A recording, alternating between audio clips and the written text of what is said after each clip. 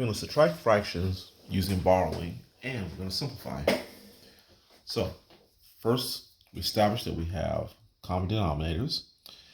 1 is less than 2, but 4 is not less than 2. So we have to do some borrowing. So let's borrow 1 from 2. Here's the 1 that we borrowed next to the 2/8 minus 1 and 4/8. And now I'm going to turn this mixed number into improper by using multiplication and adding. And so what we'll get is 1, and then 1 times 8 is 8, and 8 plus 2 is 10. So this is now 10 over 8 minus 1 and 4/8. And now we can subtract. So 1 from 1 leaves 0, 4 from 10 leaves 6, and the common denominator is 8.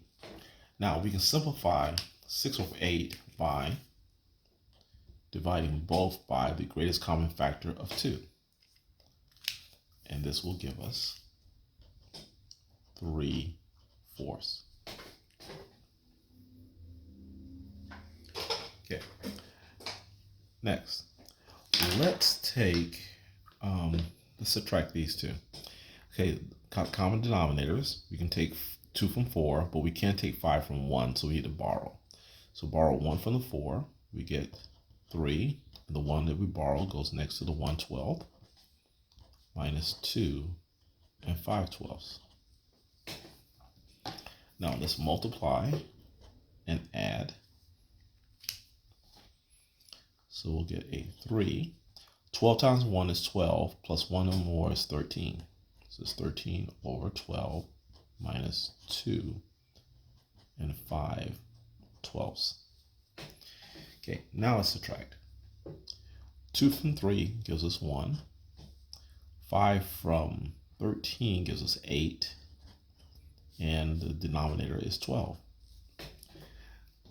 The greatest common factor of 8 and 12 is 4. So we're going to divide by 4 to simplify this.